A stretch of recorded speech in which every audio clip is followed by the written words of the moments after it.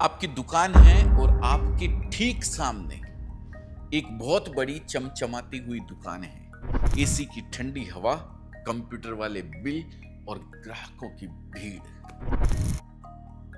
और आप अपनी दुकान में बैठे बैठे बस यही सोचते हो कि ऐसा क्या है उनके पास जो मेरे पास नहीं है। मैं भी तो वही सामान बेच रहा हूं, फिर मेरी दुकान खाली क्यों है? अगर ये सवाल आपके मन में रोज आता है, अगर आप बड़ी दुकानों की भीड़ देखकर निराश हो जाते हो, तो आज की ये वीडियो आपके लिए है। आज मैं आपको दुकान चलाने का वो तरीका नहीं, बल्कि इंसान के दिमाग को समझने का वो राज बताने वाला हूं, जिसके बाद बड़ी से बड़ी दुकान का ग्राहक भी आपकी दुकान पर आकर लाइन लगाएगा। नमस्कार दोस्तों, मैं अजय अजमेरा फैशन सूरत से एक बार फिर से आप सभी का स्वागत करता हूं आपके अपने social media platform Ajmera fashion में। दोस्तों, सबसे पहले ये समझिए कि ग्राहक बड़ी दुकान में जाता क्यों है। क्या सिर्फ एसी की हवा खाने? नहीं, इसके पीछे 3 बड़े मनोवैज्ञानिक कारण होते हैं। पहला, भरोसे का दिखावा। बड़ी दुकान, ज्यादा सामान, शीशे के दरवाजे और अंदर की लाइटिंग, ये सब देखकर इंसान के दिमाग को एक सिग्नल मिलता है कि ये जगह भरोसेमंद है, यहां धोखा नहीं होगा। ये सब मानसिक शॉर्टकट है। और दूसरा कारण है, वहां एक ही चीज के 10 ब्रांड होते हैं। हमें लगता है कि हमें चुनने की आजादी मिल रही है, लेकिन सच ये है कि ज्यादा विकल्प अक्सर हमें कंफ्यूज कर देते हैं। इसे कहते हैं पैरालिसिस ऑफ चॉइस। इंसान फैसला ही नहीं कर पाता है। तीसरा बड़ा कारण है सस्ता होने का वहम। बड़े बड़े पोस्टर पर लिखा होता है 50% ऑफ, अप टू 50% ऑफ। हमारी आंखें ये देखती है और दिमाग खुश हो जाता है, भले ही वो डिस्काउंट किसी पुरानी या महंगी चीज पर ही क्यों ना हो। अब आप कहेंगे कि भाई मेरे पास न तो लाखों की सजावट है, न 10 तरह के ब्रांड है, और न ही मैं इतना बड़ा डिस्काउंट दे सकता हूं, तो मैं क्या करूं? यहीं से आपका असली खेल शुरू होता है। आप वो कर सकते हैं जो वो बड़ी दुकान कभी भी नहीं कर सकती। आप मशीन से नहीं, इंसान से रिश्ता बना सकते हैं। आज मैं आपको कोई बिजनेस टिप नहीं, बल्कि इंसान के दिल तक पहुंचने के 6 गहरे रास्ते बताऊंगा। तो हमारा पहला और सबसे जरूरी कदम है, सामान बेचना बंद कर दीजिए। जी हाँ, सही सुना आपने। दुकानदार की कुर्सी से उठिए और एक सलाहकार की कुर्सी पर बैठ जाइए। जब कोई ग्राहक आपकी दुकान में आए तो उसे ये मत दिखाइए कि आपके पास क्या क्या है। उससे पूछिए आपको क्या चाहिए, आपकी जरूरत क्या है। मान लीजिए आपकी किराने की दुकान है और कोई तेल लेने आया है, उसे सीधे सीधे तेल की बोतल मत पकड़ा दीजिए। उससे पूछिए, भाई साहब घर में किसी को दिल की बीमारी तो नहीं है, या फिर आपको तलने के लिए चाहिए या सिर्फ सब्जी बनाने के लिए। जब आप ये सवाल पूछते हैं ना, तो आप उसकी नजर में एक दुकानदार नहीं रहते, आप एक फिक्र करने वाले जानकार इंसान बन जाते हैं। जैसे हम डॉक्टर पर भरोसा करते हैं क्योंकि वो हमारी बीमारी पूछता है, दवा बेचने की जल्दी नहीं करता है। ठीक वैसे ही ग्राहक आप पर भरोसा करने लगेगा। बड़ी दुकान का सेल्समैन सिर्फ सामान बेचने के लिए खड़ा है, लेकिन आप जिंदगी को आसान बनाने के लिए खड़े हैं। ये छोटा सा बदलाव आपकी पूरी पहचान बदल देगा। वो सामान खरीदने कहीं भी जा सकता है, पर सलाह लेने और भरोसा करने वो सिर्फ आपके पास आएगा। अब आते हैं दूसरे रास्ते पर, और ये रास्ता आपकी याददाश्त से होकर गुजरता है। बड़ी दुकान या मॉल में आप एक हफ्ते में 10 बार जाइए, कोई आपको पहचानेगा नहीं। आप उनके लिए सिर्फ एक बिल नंबर हैं, लेकिन आप इस खेल को पलट सकती हैं। जब कोई ग्राहक दूसरी बार आपकी दुकान पर आए तो उसके नाम से बुलाइए। अरे शर्मा जी नमस्कार, कैसे हैं आप? अगर आपको याद है कि उसने पिछली बार क्या लिया था तो सोने पे सुहागा है। शर्मा जी पिछली बार जो बिस्कुट आप ले गए थे बच्चों को पसंद आए क्या? बस ये 2 लाइनें ये किसी भी डिस्काउंट से ज्यादा शक्तिशाली है। इंसान का दिमाग अपना नाम सुनने पर सबसे ज्यादा खुश होता है। जब आप उसका नाम लेते हैं तो आप उसे ये संदेश देते हैं कि आप मेरे लिए सिर्फ ग्राहक नहीं हैं, आप एक खास इंसान हैं। वो सिर्फ सामान लेने नहीं आया, वो इज्जत पाने के लिए आया है, और ये इज्जत उसे किसी एसी वाले मॉल में नहीं मिल सकती है। अगर आपकी याददाश्त कमजोर है तो एक छोटी सी डायरी बना लीजिए, पर यह काम जरूर करिए, ये आपका सबसे बड़ा हथियार है। और अब बात करते हैं तीसरे रास्ते की। ये थोड़ा अजीब है पर सबसे असरदार भी है। अपने ग्राहक को अपनी टीम का हिस्सा बनाइए।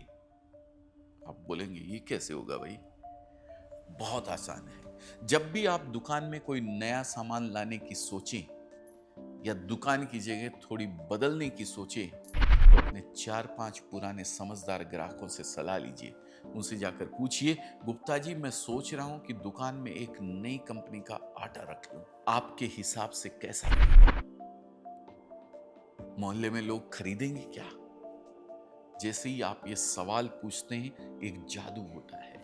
वो ग्राहक अब सिर्फ ग्राहक नहीं रहता, उसे लगता है कि ये मेरी दुकान है, मेरी सलाह से यहाँ काम होता है। इसे कहते हैं ओनरशिप इफेक्ट, यानी अपनापन महसूस करवाना। अब वो सिर्फ आपके सामान नहीं खरीदेगा बल्कि 4 और लोगों को आपकी दुकान पर भेजेगा और वो कहेगा रमेश भाई की दुकान पर जाना, वो हमारी सलाह से ही सामान लाते हैं, बहुत बढ़िया आदमी। बड़ी कंपनियां करोड़ों रुपए खर्च करके सर्वे कराती है और आप ये काम प्यार से मुफ्त में करा सकते हैं। चलिए अब चलते हैं चौथे रास्ते पर। यह रास्ता है देने की कला का।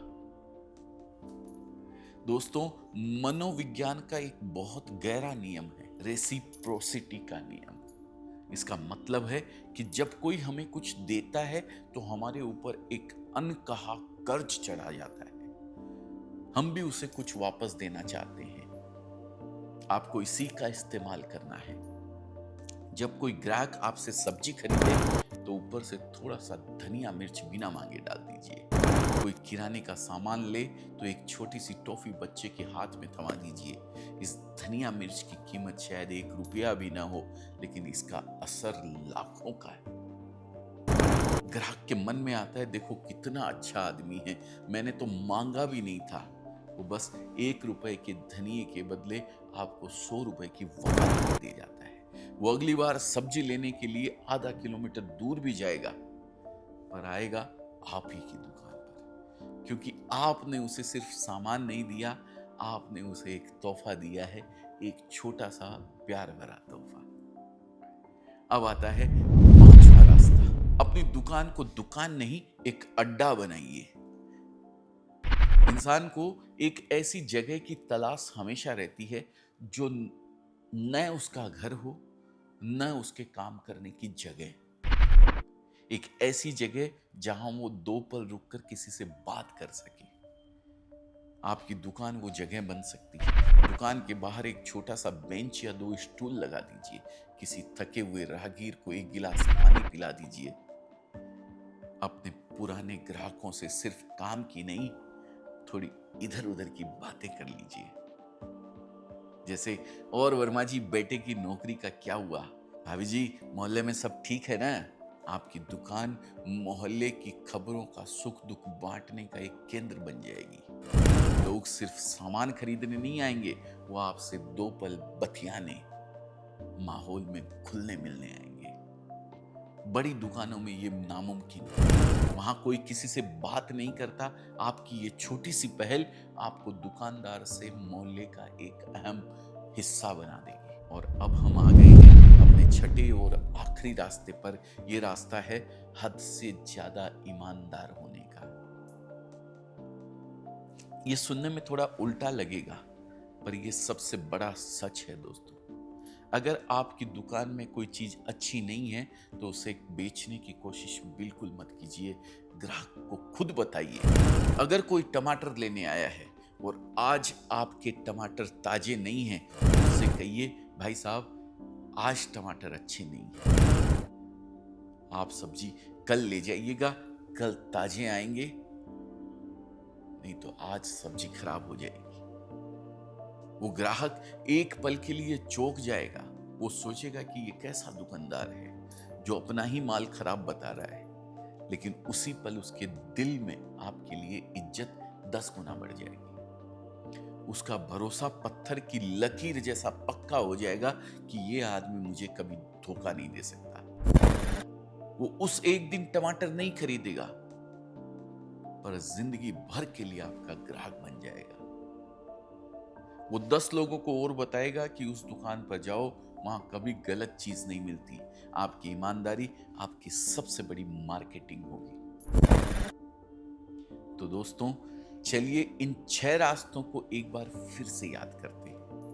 पहला, सलाहकार बनिए, सेल्समैन नहीं। दूसरा, ग्राहक का नाम और उसकी जरूरत याद रखिए। तीसरा, सलाह लेकर उसे अपनी टीम का हिस्सा बनाइए। चौथा, बिना मांगे छोटा सा तोहफा दे दीजिए। पांचवा, अपनी दुकान को बात करने का एक अड्डा बनाइए।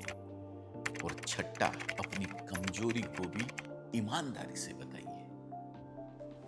ये 6 काम करने में आपका एक भी रुपया ज्यादा खर्च नहीं होगा, लेकिन इनकी ताकत बड़ी बड़ी दुकानों के एसी और डिस्काउंट पर भारी पड़ेगी, क्योंकि बड़ी दुकानें ग्राहक के दिमाग से खेलती है और आप सीधा ग्राहक के दिल से जुड़ेंगे। और जब रिश्ता दिल का हो तो इंसान कहीं और नहीं जाता है। आज से ही शुरू कीजिए, किसी एक रास्ते को पकड़िए और बस उस पर चलना शुरू कर दीजिए। और फिर देखिए कैसे वो भीड़ जो आज बड़ी दुकानों पर खड़ी है, कल आपकी दुकान के बाहर लाइन लगाकर खड़ी होगी, क्योंकि आपने उन्हें सामान नहीं, सम्मान और अपनापन बेचा है।